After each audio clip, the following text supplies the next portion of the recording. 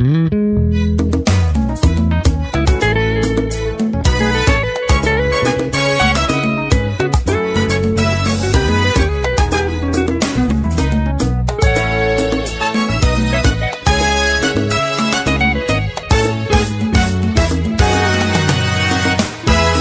les cantiques, une production de l'église de Saint.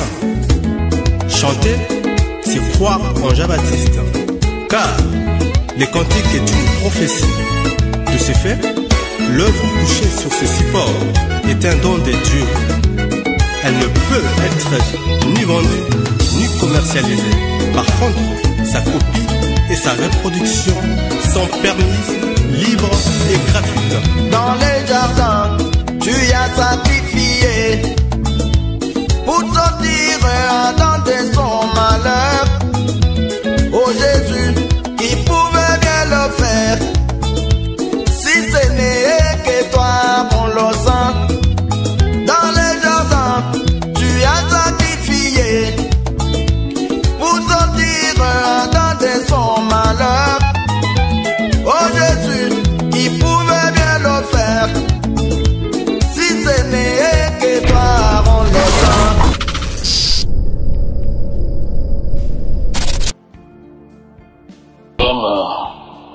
Mon frère, je vais terminer en parlant des cantiques.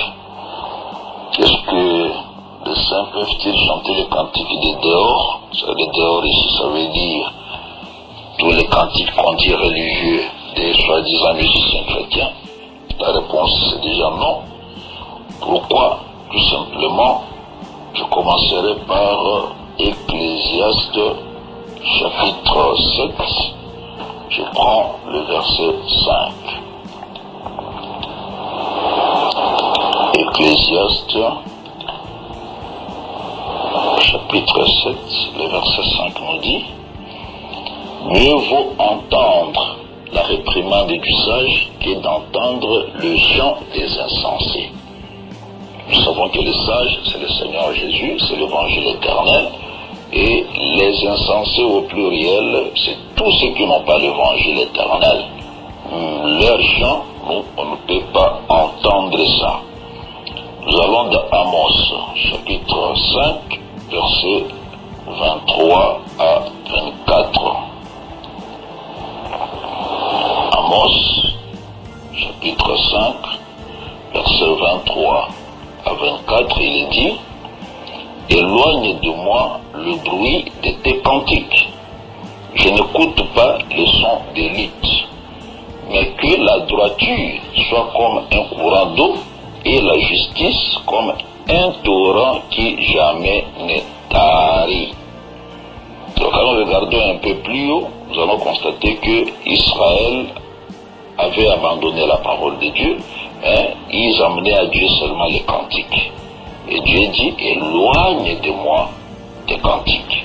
Ça veut dire, si on chante, mais et qu'on ne respecte pas l'évangile, Dieu ne va pas agréer. Dieu ne va pas agréer. Ce que Dieu aime d'abord, c'est la droiture, c'est la justice. Ça veut dire l'obéissance à l'évangile. C'est quand on obéit à l'évangile, maintenant on peut chanter à l'éternel et Dieu va aimer. Mais sinon, si tu abandonnes la parole, tu chantes, Dieu va dire: éloigne de moi les bruits de tes cantiques. C'est exactement ce que font les gens des groupes de prière. Ils piétinent la parole de Dieu, mais ils chantent. Et Dieu lui-même refuse leurs cantiques. Nous aussi, les enfants de Dieu, on ne peut pas accepter ces cantiques-là. Il y a des gens qui disent: oh non, ils ont aussi le don de chanter. Est-ce que quelqu'un peut-il avoir le don sans le Saint-Esprit? La réponse, c'est non. Quand on n'a pas le Saint-Esprit, on n'a pas un don.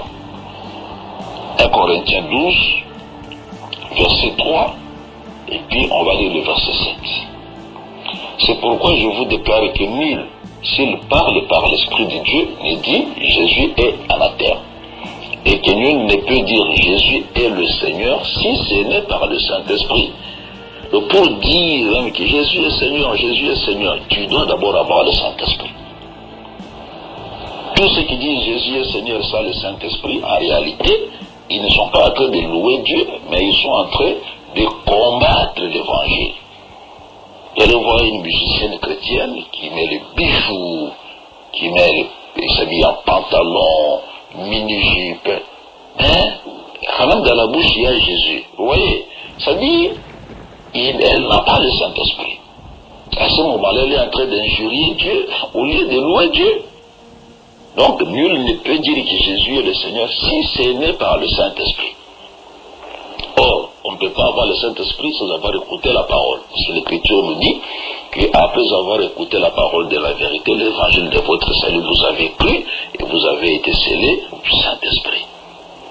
Le verset 7, 1 Corinthiens 12, 7 nous dit, or, à chacun, la manifestation de l'Esprit est donnée pour l'utilité commune.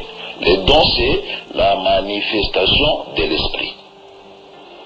Les dons, c'est la manifestation de l'Esprit Saint dans un homme pour l'utilité commune. Donc, si tu n'as pas l'Esprit, tu ne peux pas avoir de dons. Et donc, tous ces gens-là, ils ne chantent pas parce qu'ils ont le don de chanter. Ils chantent sous l'inspiration du diable, parce que le diable aussi, c'est d'église à manche des lumières. Le diable aussi manipule les Écritures. Donc, nous, on ne peut pas dire parce qu'ils chantent les Écritures, on va accepter. Nous ne pouvons rien accepter. Pourquoi? Parce que Israël, quand ils quittaient l'Égypte, ils ont dit qu'ils vont suivre la route royale sans aller ni à gauche ni à droite. Nombre chapitre 20, le verset 17. Laisse-nous passer par ton pays. Nous ne traverserons ni les champs ni les vignes et nous ne boirons pas l'eau des puits. Nous suivrons la route royale sans nous détourner à droite ou à gauche jusqu'à ce que nous ayons franchi ton territoire. La même chose se répète aussi, Nombre 21, verset 22. Laisse-moi passer par ton pays, nous n'entrerons ni dans les champs, ni dans les vignes, et nous ne boirons pas l'eau des puits, nous suivrons la route royale jusqu'à ce que nous ayons franchi ton territoire. Donc, ils ne vont se détourner ni à gauche, ni à droite. Or, la route royale, c'est l'évangile éternel.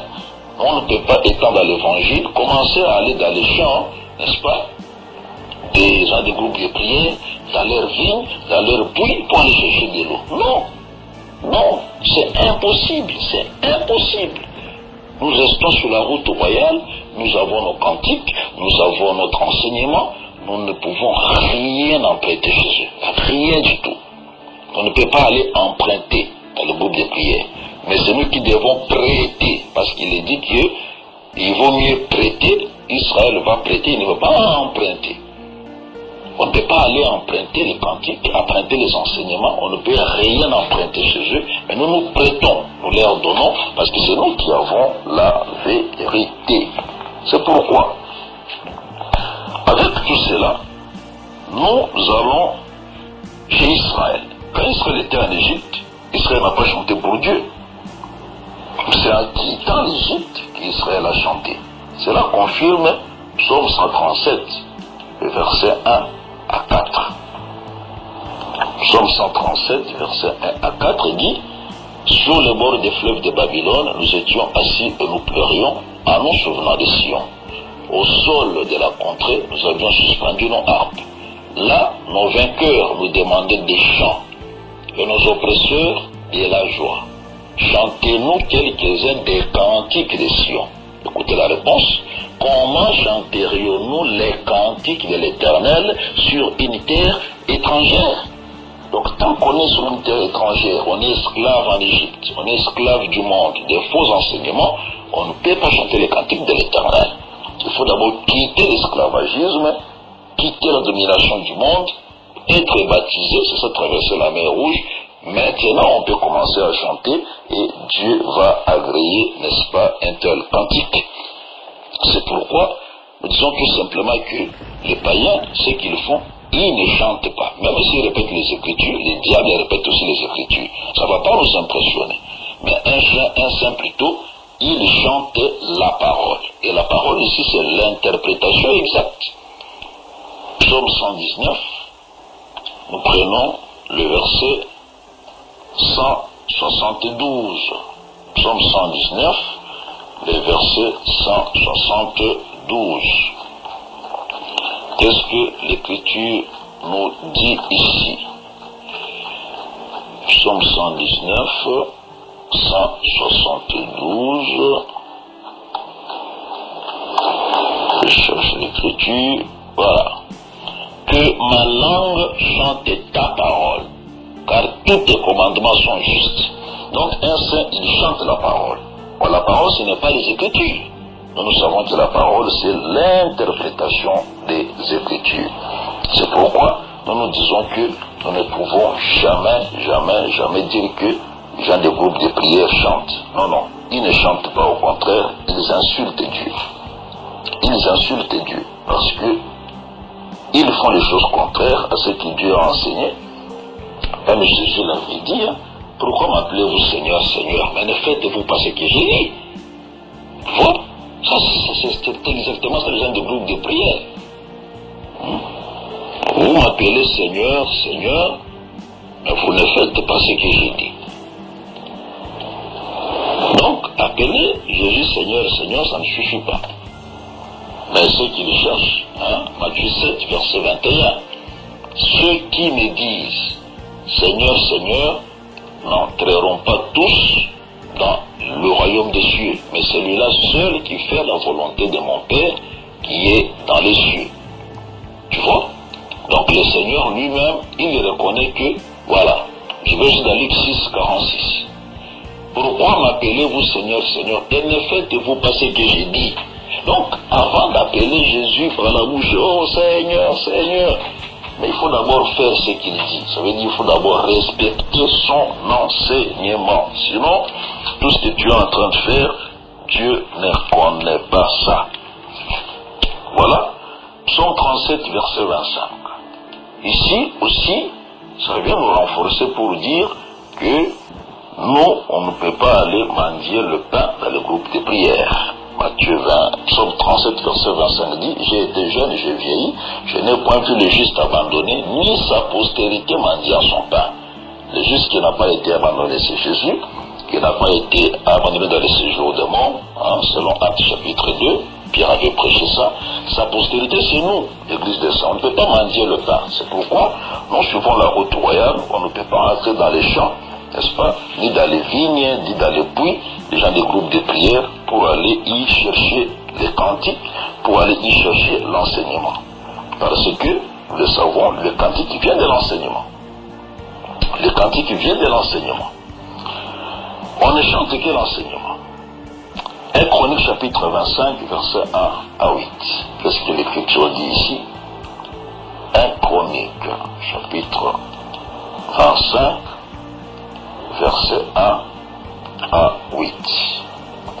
L'Écriture dit, David et les chefs de l'armée mirent à part pour le service ceux des fils d'Azaph, d'Éman et de Jéduthun qui prophétisaient en s'accompagnant de la harpe, du luth et des cymbales.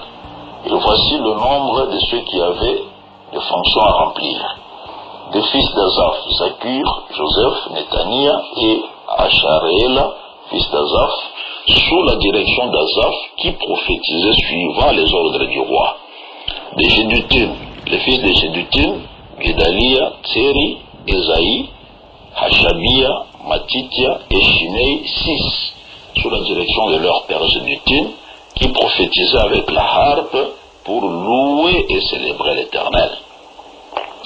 Déman, les fils d'Éman, Bukija, Matania, Uziel, Shebuel, Jérimot, Anania, Anani, Eliata, Guidalti, Romamti, Ezer, Joshbekasha, Maloti, Hotir, Machaziot, tous fils d'Éman, qui étaient voyants du roi pour révéler les paroles de Dieu et pour exalter sa puissance. Dieu avait donné à Éman 14 fils et 3 filles. Verset 6, c'est très important. Tout cela était sous la direction de leur père pour le chant de la maison de l'Éternel et avait des cymbales, des luttes et des harpes pour le service de la maison de Dieu. Azaph, Jéduthun et Éman recevaient les ordres du roi. Ils étaient au nombre de 288, y compris leurs frères, exercés au chant de l'Éternel, tous ceux qui étaient habiles. Ils tirèrent au sort pour leurs fonctions, petits et grands, maîtres et disciples. J'aimais bien cette écriture de 1 Chronique 25, 1 à 8, parce qu'ici, on nous montre que il y avait seulement 3 chefs de chantre dans tout Israël. Asaph, Jeduthun, n'est-ce pas, et Éman. 3 chefs de chantre. Et ils avaient des chantres qui étaient sous leur commandement. Mais eux tous dépendaient du roi. Donc un chantre, c'est qui? C'est un homme d'abord. C'est d'abord un frère qui est mis à part pour le service du chant dans la maison de Dieu. Et chanter ici, c'est prophétiser. Vous voyez comment la Bible parle d'eux? Il prophétisait en s'accompagnant de la harpe pour louer et célébrer l'Éternel. Donc les chants, c'est une prophétie. C'est une prophétie. Il était voyant du roi pour révéler les paroles de Dieu, pour exalter sa puissance. C'est une prophétie.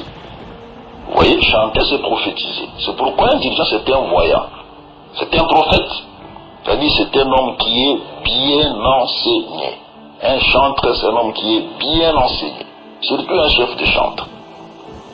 Donc, chanter, on peut dire, bref, selon les Écritures, c'est prophétiser en s'accompagnant des instruments. Ce qui est important, ce n'est pas d'abord les instruments, c'est d'abord la prophétie, c'est d'abord l'enseignement. Ce n'est pas la mélodie qui compte chez nous.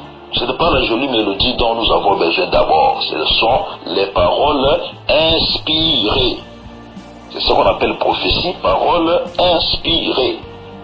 Et si ces paroles inspirées sont accompagnées des instruments, à ce moment on appelle ça le cantique. Tu vois? C'est pourquoi vous allez voir que tous les psaumes sont des prophéties. Vous allez voir Jeduthun, Asaph, Éman, ils ont chanté dans les psaumes. David aussi a chanté dans les psaumes. Ce sont des prophéties en fait. Psaume 22, là où on dit que tu ne vas pas m'abandonner dans les séjours des morts. Acte 2, Pierre a prêché ça aussi. C'est toute une prophétie sur la mort de Jésus. Vous voyez, c'est ça le cantique. On ne peut pas chanter en répétant les Écritures. Nous chantons la prophétie. D'abord la prophétie, parole inspirée, ensuite les instruments. Et un dirigeant, un chef de chantre, c'est tout un prophète. On ne peut pas mettre n'importe qui chef de chantre. Vous voyez, c'est un homme qui est très bien enseigné et il est assis dans l'enseignement. Vous allez remarquer que dans les psaumes, toujours on écrit au chef de chantre. Au chef de chantre. C'est pour dire que quand en Israël, quand quelqu'un composait son cantique, il devait d'abord envoyer ça au chef de chantre pour qu'il puisse examiner si le chant que tu as composé, il est conforme aux Saintes Écritures, conforme à l'enseignement. On ne peut pas venir chanter directement dans l'église si on n'a pas envoyé son cantique chez le chef de chantre, il vérifie, il l'examine. Pourquoi? Parce que 1 Thessaloniciens 5, 21 dit, examinez toutes choses, retenez ce qui est bon. Bon, la prophétie doit être examinée. Bon, le cantique est une prophétie. Il faut examiner. C'est pourquoi le chef de chantre doit connaître l'enseignement pour qu'il dise non, ce cantique ne passera pas chez nous. La personne ne peut envoyer un papier au modérateur du culte pour dire je vais chanter. Ça ne passe pas. Il faut aller chez le chef de chantre, vous passez à la répétition, vous répétez, on écoute votre cantique, si c'est conforme, on trouve la mélodie, tout se prépare. Et c'est le chef de chantre qui amène le papier pour dire tel vont chanter aujourd'hui. À ce moment-là, on peut appeler le frère pour venir chanter. Mais on ne peut pas seulement se réveiller, on peut que ce soit le papier, j'ai un cantique individuel. Ça ne se fait pas dans l'ordre, dans une église qui est bien enseignée. Donc, le chef de chantre, c'est une personne qui doit maîtriser l'enseignement. Imaginez 3 seulement dans tout Israël, Asaph, Jeduthun et Éman. Ils prophétisaient sous les ordres du roi. Donc les ministres encadrent même les chantres. Ils doivent accepter les ordres que les ministres donnent, parce que le roi c'est le ministère. Le roi c'est le ministère de la parole. L'ordre c'est la discipline. L'ordre c'est la discipline. On ne peut pas avoir un chef de chantre qui résiste à ce que les ministres disent par rapport au cantique. Vous voyez? Et dans Colossiens 3,16, l'apôtre Paul dit qu'on doit chanter sous l'inspiration de la grâce. Or, ces païens-là qui chantent dans leur musique, ils n'ont pas eu la grâce. Colossiens chapitre 3, le verset 16, l'apôtre Paul dit, Que la parole de Christ habite parmi vous abondamment, instruisez-vous et exhortez-vous les uns les autres en toute sagesse, par des psaumes, par des hymnes, par des cantiques spirituels, chantant à Dieu dans vos cœurs sous l'inspiration de la grâce. Sous l'inspiration de la grâce. Maintenant, qu'est-ce que nous chantons? Deutéronome 31, versets 19 à 24. Deutéronome 31, versets 19 à 24. Maintenant, écrivez ce cantique.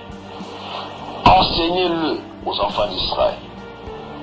Mettez-le dans leur bouche et que ce cantique me serve de témoin contre les enfants d'Israël.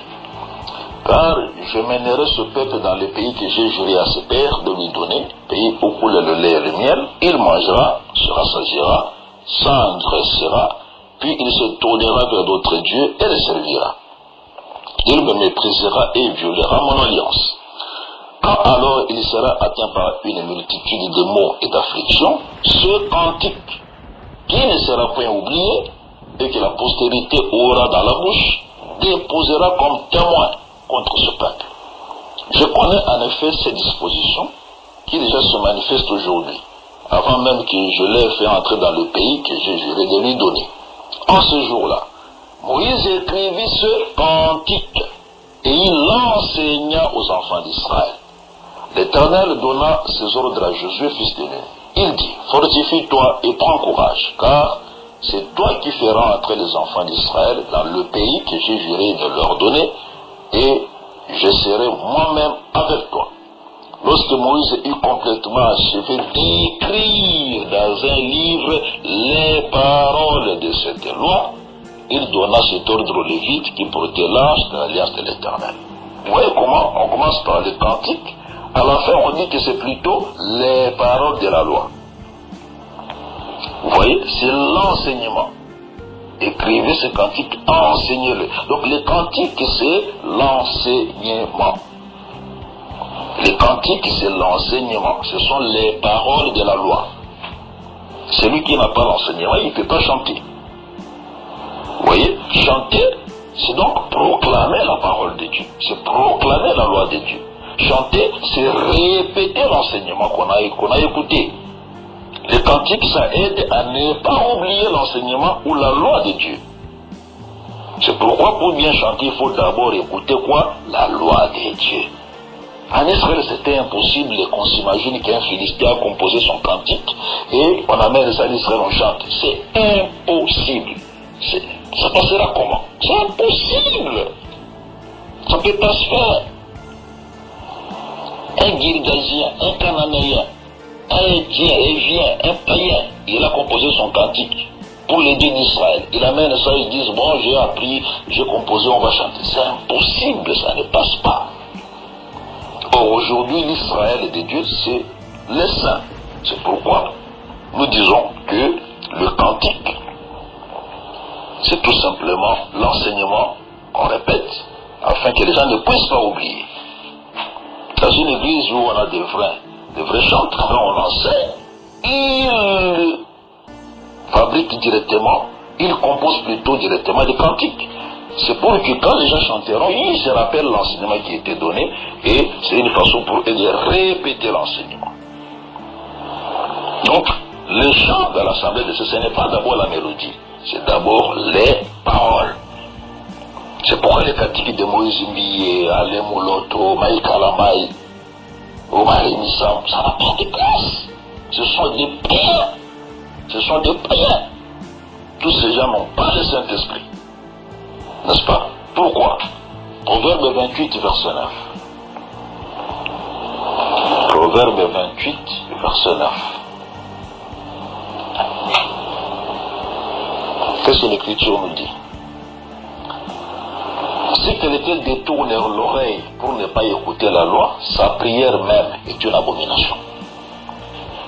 Vous voyez, ces gens, ils n'ont pas la parole. Ils ont refusé d'écouter l'évangile éternel. Leur prière même, Dieu refuse. S'ils refusent leur prière, il va aimer leur cantique. Ça ne passe pas. Ça ne passe pas. Donc, c'est pour dire tout simplement ceci. Chanter dans l'Assemblée des Saints, c'est répéter l'enseignement. Les chants, c'est une prophétie, ce sont des paroles inspirées. On écoute l'évangile, l'explication, ensuite on compose les cantiques selon les explications qu'on a eues de l'enseignement. Voilà pourquoi les cantiques de dehors, les feux étrangers ne peuvent pas venir dans notre culte. Dieu a refusé qu'on amène le feu étranger. Vous savez qu'il a tué, n'est-ce pas, les enfants d'Aaron parce qu'ils ont amené le feu étranger dans les cultes. Le feu étranger, c'est quoi? C'est le mauvais enseignement, c'est les cantiques de dehors, c'est tout ce qui n'est pas l'évangile qu'on amène dans l'église des saints. Tous ces feux étrangers-là, nous devons enlever ça pour que ça ne puisse pas porter la mort et chez nous-mêmes les ministres de Dieu et chez le peuple de Dieu que nous enseignons. Que Dieu te bénisse et qu'il te garde, mon frère, au nom de Jésus. Amen.